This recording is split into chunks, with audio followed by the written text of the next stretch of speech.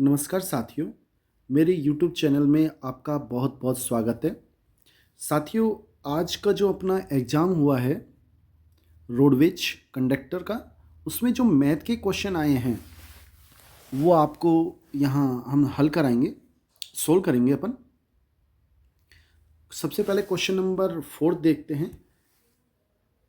किसी वस्तु को उसके अंकित मूल्य के 4/7 में बेचने पर, देखो हम पहले अंकित मूल्य मान लेते हैं कि मैंने मान लिया अंकित मूल्य 70 रुपये है। 70 रुपये क्यों माना? जो नीचे है 7 उसका गुणक मान लो जिससे कट जाए। जैसे 70 इंटू 70 मान लो, 14 मान लो, तो मैंने 70 मान लिया। उससे क्या होगा? 7 एकम 7, 7 ढाई का 70 कट रहा है, तो ये 10 चौक 40 आ जाएगा, है ना। तो अंकित मूल्य 70, विक्रय मूल्य कितना हो जाएगा? 40 रुपये। 70 का 4/7 होता है 40। अब उसको जब उसने 40 रुपये में बेचा तो उसे 20% की हानि होती है। 20% की हानि होती है, इसका मतलब उसने 80% में वो वस्तु बेची है। तो 80% का मान कितना है? 40। और हमें क्रय मूल्य निकालना है। क्रय मूल्य का मतलब 100% होता है। तो 1% का मान क्या हो जाएगा? 80 का भाग दे लिया, 40/80। 100% का मान क्या हो जाएगा? दोनों तरफ 100 से गुणा कर दिया, 40 से ही कट जाएगा। 40 से कम 40, 40 दूना 80, 1/2 आ गया। फिर 100 का आधा कितना होता है? 50। तो 100% का मान आ गया 50, यानी कि क्रय मूल्य आ गया 50। अब हमसे क्वेश्चन में कह रहा है अंकित मूल्य और क्रय मूल्य का अनुपात बताओ। अंकित मूल्य और क्रय मूल्य। अंकित मूल्य कितना है? 70। क्रय मूल्य कितना है इसमें? 50। इन दोनों में 10 से भाग देंगे या 0 0 कट जाएगी, तो 7:5 हमारा बिल्कुल सही आंसर है। यानी कि बी ऑप्शन हमारा बिल्कुल सही है, 7:5। नेक्स्ट क्वेश्चन देख लेते हैं साथियों। ये हमारा 5वां क्वेश्चन है। नेक्स्ट क्वेश्चन, इसमें हमसे कह रहा है कि इसको हमें सिंप्लीफाई करना है, सरल करना है। सॉरी, इस अगर ऐसा है तो x का मान ज्ञात करना है। देखो 154 एज इट इज गुणा 2.5 एज इट इज लिख दिया। यहाँ जो भाग था उसको मैंने गुणा में लिख दिया। और जब गुणा में लिखते हैं तो जो राशि होती है ये वाली, इसको अपन क्या करेंगे? उल्टा कर देते हैं। इसके नीचे कुछ नहीं है तो 1 है, तो इसको लिख देंगे 1/0.5। बाकी सब मैंने एज इट इज भाग x बराबर ये 154 एज इट इज। इसमें देखो दशमलव से दशमलव कट जाएगी, क्योंकि दशमलव के बाद एक संख्या है, ऊपर भी इसमें भी एक संख्या है, बिल्कुल बराबर जगह है दशमलव, तो दशमलव से दशमलव कट जाएगा। 25 में जब 5 का भाग देंगे तो 5 बार जाएगा, तो 154 इंटू 5, 5 एकम 5, 5 25। तो इस तरह से 154 गुणा 5 बचेगा, भाग x बराबर 192.5। इसको जब इससे गुणा करेंगे तो 770 आएगा, भाग नीचे x लिख दिया, ये एज इट इज। अब हमने क्या किया? दशमलव हटाएंगे तो नीचे 1 आएगा, दशमलव के बाद एक संख्या है तो 1 0 आ जाएगी। ठीक है। अब हमने क्या किया? वज्र गुणा करेंगे, इसको इससे, इसको इससे। 1925 गुणा x बराबर 770 गुणा 10, यानी कि ऊपर आएगा 7700 बटा नीचे आएगा 1925। और जब इसमें भाग देंगे तो ये 4 बार जाएगा। इसका मतलब ए ऑप्शन हमारा बिल्कुल सही है। नेक्स्ट क्वेश्चन देख लेते हैं साथियों। ये हमारा 7वां क्वेश्चन है और क्वेश्चन इस प्रकार है कि एक परीक्षा में किसी कक्षा में लड़कों का औसत 81 है और लड़कियों का औसत 89 है। यदि कक्षा का पूरा औसत 84 है तो कक्षा में लड़कों और लड़कियों की संख्या, देखो मैंने मान लिया लड़कों की संख्या x है और लड़कियों की संख्या y है। औसत का सूत्र होता है राशियों का योग बटा राशियों की संख्या। तो योग का फॉर्मूला क्या होता है? औसत गुणा संख्या। अगर हम पहले बी मीन्स बॉयज, लड़कों की बात करें तो लड़कों के लिए औसत क्या आएगा? देखो, लड़कों के लिए औसत, लड़कों का योग क्या आएगा? लड़कों के लिए औसत कितना है? 81। संख्या कितनी है? x। तो लड़कों का औसत आएगा 81x। ऐसे लड़कियों की, जी मीन्स गर्ल्स, लड़कियों की बात करें तो उनका औसत कितना है? 89। संख्या कितनी है? y। तो 89 इंटू वाई यानी 89y लड़कियों का योगफल आएगा। और टोटल की बात करें तो टोटल संख्या कितनी है अपने पास? x plus y. एक्स तो लड़के, लड़कियां वाई, तो टोटल x प्लस वाई। और टोटल का औसत हमें दे रखा है पूरी कक्षा, जिसमें लड़के और लड़कियां होती हैं 84। तो 84 इंटू एक्स प्लस वाई इनका योगफल आएगा। अब टोटल का योगफल बराबर लड़कों का प्लस लड़कियों का। फिर क्या करेंगे हम? देखो, ये आ गया 84x, गुणा करेंगे तो प्लस 84y बराबर 81x प्लस 89y। मैंने क्या किया, 81x को जब इधर लेके आएंगे तो 84 में से 81 को घटाएंगे, 3x बचेंगे, ये 3x बच गए। और जब हम इस 84y को इधर लेके जाएंगे तो ये घट जाएंगे, माइनस हो जाएंगे, चिन्ह बदल जाता है। 89y में से 84y घटाएंगे, 5y बचेंगे, ये 5y बच गए।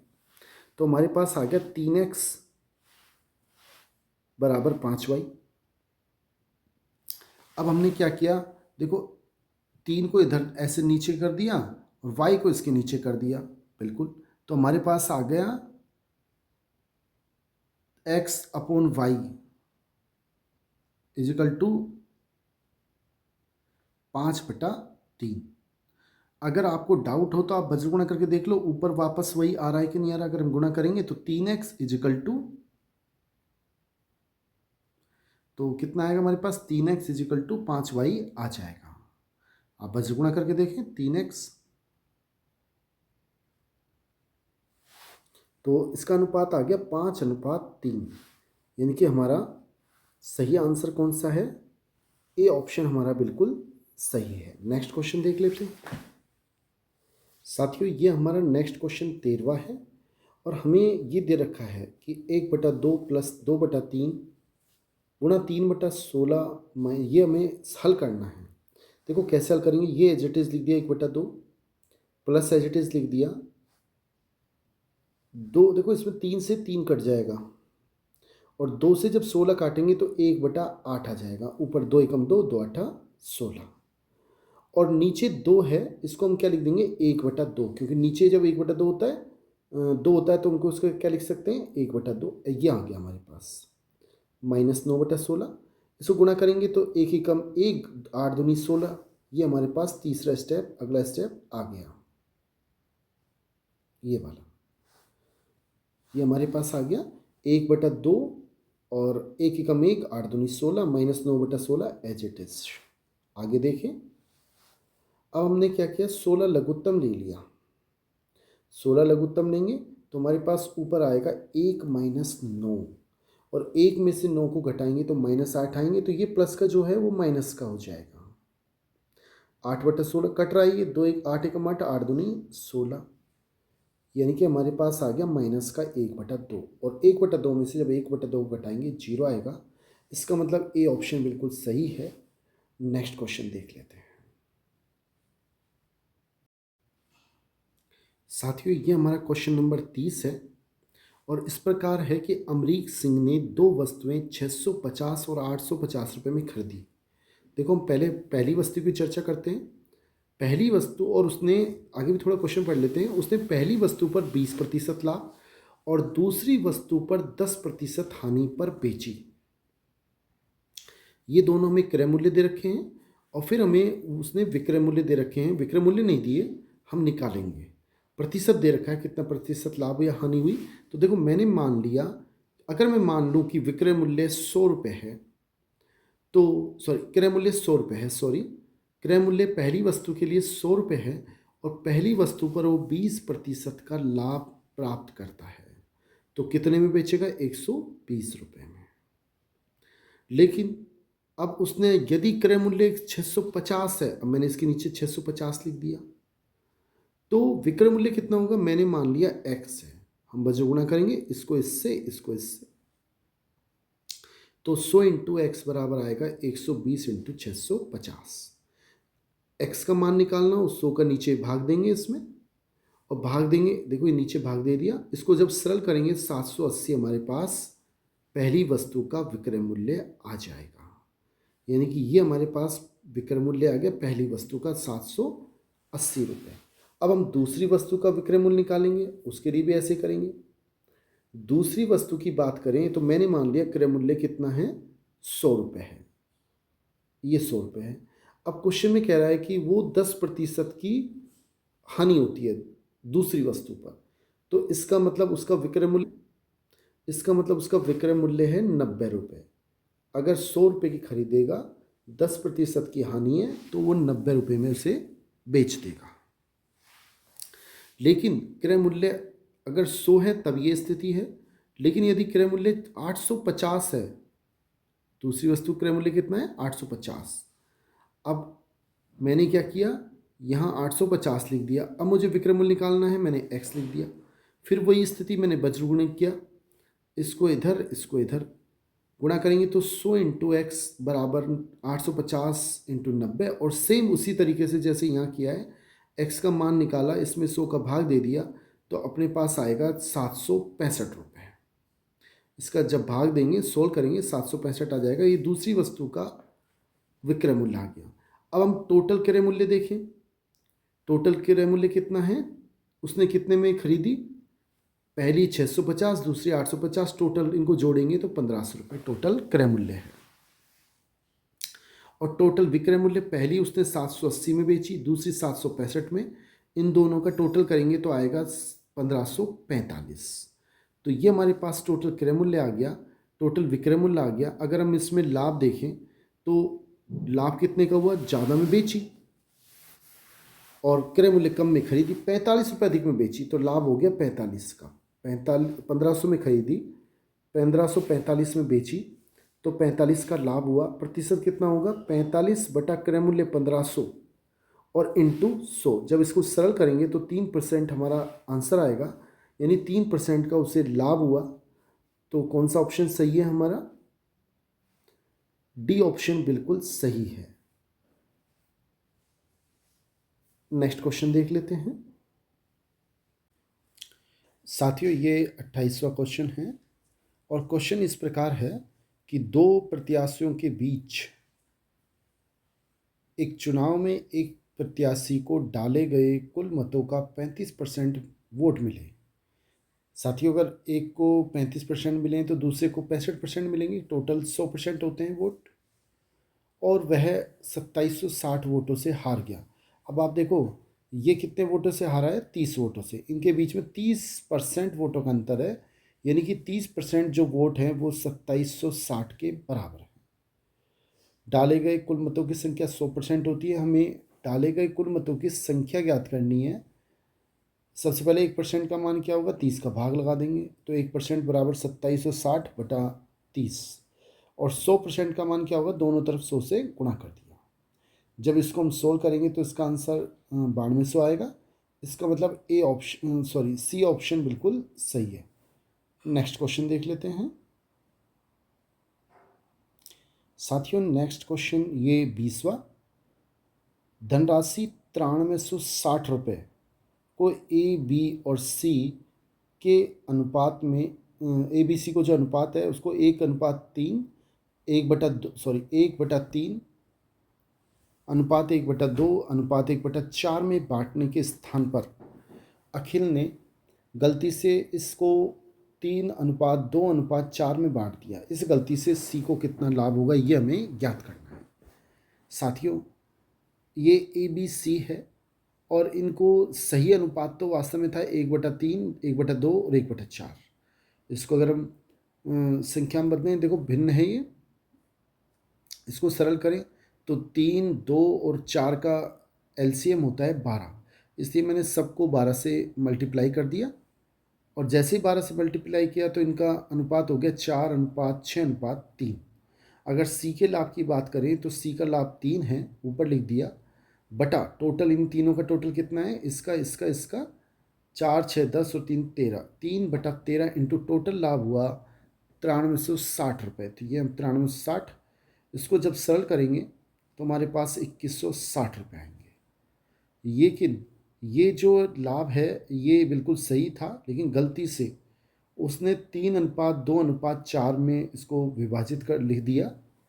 अब सी का लाभ अगर निकालें तो सी का लाभ कितना है, 4 तो ऊपर, इन सब का टोटल 9 और इंटू टोटल लाभ 9360, और इसको सरल किया तो उसको 4160 रुपये मिले। तो उसको सी का कितना फ़ायदा हो गया, गलत अनुपात लिखने से 4160 मिले और मिलने थे उसको 2160 रुपये, यानी कि 2000 रुपये का उसको नेट फ़ायदा हुआ। इसका मतलब ए ऑप्शन बिल्कुल सही है। नेक्स्ट क्वेश्चन देख लेते हैं साथियों। ये 21वां क्वेश्चन है और बड़ा आसान है। क्वेश्चन इस प्रकार है, ए और बी के मासिक वेतनों का अनुपात हमें 4:3 दे रखा है। मैंने मान लिया कि ए का वेतन 4x है और बी का वेतन 3x है। अब ए के वेतन में से उसकी बचत, दोनों की बचत 4000 है। अगर वेतन में से बचत घटा दें तो हमारे पास क्या बचेगा, मतलब कितना खर्चा कर रहा है वो, ये उसका वेतन है, ये उसकी बचत है। तो क्या हुआ, ये जो पूरा होगा वो 4x माइनस 4000 क्या होगा, बचत होगी, सॉरी व्यय होगा। 4x वेतन है, एक बार फिर समझ लें, 4x तो वेतन है, ये बचत है। तो 4x माइनस 4000 वेतन माइनस बचत मतलब व्यय के बराबर है, इतना वो खर्चा कर रहा है। ऐसे नीचे बी का वेतन 3x है, बचत थी 4000 की, तो 3x माइनस 4000 उसका व्यय हो गया। और इनका जो अनुपात है वो हमें क्वेश्चन में दे रखा है कि 7:5 है, यानी कि 7/5 लिख दिया। इसको सरल करेंगे, बजगुणा करेंगे आपस में। तो देखो 3 को पहले इसको इससे कर लेते हैं, 7 या 21x माइनस 7 चौक 28,000 बराबर, इसको जब इससे करेंगे तो 20x माइनस 20,000। सरल कर लेते हैं, 20x को जब इधर लेके आएंगे तो माइनस का हो जाएगा, 21x में से 20x घटाएंगे तो 1x बचेगा, यानी कि x बराबर। और जब -28 को इधर लेके जाएंगे तो ये प्लस का हो जाएगा, 28,000 प्लस के हो जाएंगे, 20,000 पहले से माइनस के हैं, तो 28,000 में से 20,000 घटाएंगे तो 8,000 बच जाएंगे, यानी कि x का मान आ गया 8,000। हमसे कह रहा है ए का वेतन ज्ञात कीजिए। ए का वेतन है 4x, ए का वेतन कितना है 4x, तो 4 इंटू एक्स का मान 8,000, यानी 8 चौक 32,000 बिल्कुल सही आंसर है। डी ऑप्शन बिल्कुल सही है। नेक्स्ट क्वेश्चन देख लेते हैं साथियों। ये हमारा नेक्स्ट 25वां क्वेश्चन है और इस प्रकार है कि हमें दे रखा है कि 375 का 20%, 450 का 18% बराबर है 400 का k%। तो हमें k का मान ज्ञात करना है। कैसे करेंगे, देखो 375 इंटू 20% का मतलब 20/100 प्लस 400 इंटू 18% यानी 18/100 बराबर 400 इंटू k/100। आगे देखें, देखो इसको जब इससे गुणा करेंगे तो हमारे पास आएंगे 7500/100, 4500 को 450 को जब 18 से गुणा करेंगे तो 8100/100 और 400 k/100। 100 नीचे से सब में कट जाएगा क्योंकि सब में 100 है, लघुत्तम लेंगे तो आपस में 100 कट जाएगा। यहाँ 7500 बचेंगे, 8100 बचेंगे बराबर 400 के का मान हमें ज्ञात करना है। तो 400 के बराबर इन दोनों को जब हम ऐड करेंगे तो 15,600 ये हमारे पास आएगा। तो के का मान जब हम 400 का भाग देंगे इसमें नीचे तो हमारे पास 39 आएंगे, यानी कि बी ऑप्शन बिल्कुल सही है। नेक्स्ट क्वेश्चन देख लेते हैं साथियों। नेक्स्ट क्वेश्चन 23वां है और हमें ये क्वेश्चन दे रखा है। क्वेश्चन ये है, अब हमें कैसे हल करना है। देखो सबसे पहले भाग को हल किया जाता है, फिर गुणा को, फिर माइनस को, फिर प्लस को। अगर हम इसमें देखें तो पहले भाग का चिन्ह ये है, तो 4 का भाग लग जाएगा 32 में, कितनी बार जाएगा 8 बार। तो यहाँ पर मैंने 8 लिख दिया है, प्लस ये वाला प्लस, फिर 2 को मैंने बाकी सब सेम लिख दिए, जैसे 2 गुणा 2 माइनस 1, ये तो हमारा अंश हो गया। हर की बात कर लेते हैं, भाग को पहले हल करेंगे तो 6 प्लस, देखो इसमें इसका भाग देंगे तो 8 बढ़ जाएगा, तो 6 प्लस 8 गुणा 2 भाग 2। अगले स्टेप में फिर मैंने दोबारा भाग को हल किया तो इसमें 1 बढ़ जाएगा, ऊपर कितना आएगा 8 प्लस 2 दूना 4 माइनस 1 बटा 6 प्लस 8 गुणा 1। आगे देखें, देखो 8 और 4, इसमें 8 और 4 12, 12 में से 1 गया तो 11, या और नीचे देखें तो 8 एकम 8 और 6 14, यानी कि ये ऑप्शन हमारा बिल्कुल सही है, 11/14। नेक्स्ट क्वेश्चन देख लेते हैं। तो साथियों, ये नेक्स्ट क्वेश्चन 18वां है। किसी कार्यक्रम में वरिष्ठ नागरिकों के लिए प्रवेश शुल्क 100 रुपये, वरिष्ठों के लिए वयस्कों के लिए 180 रुपये और बच्चों के लिए 120 रुपये है। उनकी जो संख्या है, कितने ने भाग लिया, उनका अनुपात दे रखा है। मैंने मान लिया वरिष्ठ नागरिकों की संख्या 4x है, सबको x से अनुपात जब भी देता है तो सबको आप x लगा सकते हैं या k लगा सकते हैं। तो वयस्कों की संख्या होगी 9x और बच्चों की संख्या होगी 7x। इन सब का टोटल करें तो कुल संख्या हो गई 20x, 4x और 9 13 और 7 20x। अगर कुल शुल्क की बात करें, कितना टोटल शुल्क लगेगा, क्यों ज्ञात कर रहे हैं, क्योंकि कह रहा है औसत शुल्क ज्ञात हमें करना है। देखो टोटल कितने वयस्क हैं हमारे पास, वरिष्ठ नागरिक 4x और एक वरिष्ठ नागरिक की फीस है 100 रुपये, तो टोटल कितने शुल्क हो जाएगा 4x इंटू 100। इसी प्रकार वयस्कों की 9x इंटू 180, क्योंकि एक की 180 है तो 9x की 9x इंटू 180। ऐसे ही बच्चों की बात करें, एक बच्चे की फ़ीस 120, तो 7x बच्चों की फ़ीस हो जाएगी 7x इंटू 120। सोल्व कर लेते हैं, ये 400x हो जाएगा, इसको गुणा करेंगे तो 1620 और 7x प्लस 120 गुणा करेंगे तो 840। इसका मान आ जाएगा 2860x। हमसे पूछ रहा है औसत शुल्क। औसत शुल्क क्या होता है, टोटल शुल्क। टोटल शुल्क तो मैंने ऊपर लिख दिया 2860x, और टोटल संख्या कितनी है 20x, ये x नहीं लिखा है, x लिख लें, x से x कट जाएगा और जब इसमें इसका भाग देंगे तो 143 बार जाएगा। बी ऑप्शन बिल्कुल सही है। नेक्स्ट क्वेश्चन देख लेते हैं साथियों। Next question 81वां। 15 संख्याओं का औसत 120 है। 15 संख्याओं का औसत 120 है, यानी 15 संख्याओं का योग क्या हो जाएगा, औसत इंटू संख्या। संख्या 15 है, औसत 120 है, तो 15 संख्याओं का योगफल हो जाएगा 1800। ठीक है, आगे क्वेश्चन में क्या कह रहे हैं, आगे पढ़ लेते हैं। उनके साथ कौन सी संख्या ली जाए कि औसत 115 हो जाए, मतलब कम हो जाए। मैंने मान लिया उनके साथ x ली जाए, यानी 15 संख्याओं का योग 1800 है, x ले लेंगे तो हो जाएगा उनका योगफल। औसत होता है राशियों का योग बटा राशियों की संख्या। योगफल कितना हो जाएगा, अगर हम एक संख्या x लेंगे तो 1800, तो 15 संख्याओं का था, प्लस x संख्या और जोड़ दी, तो अब योगफल हो गया 1800 प्लस x।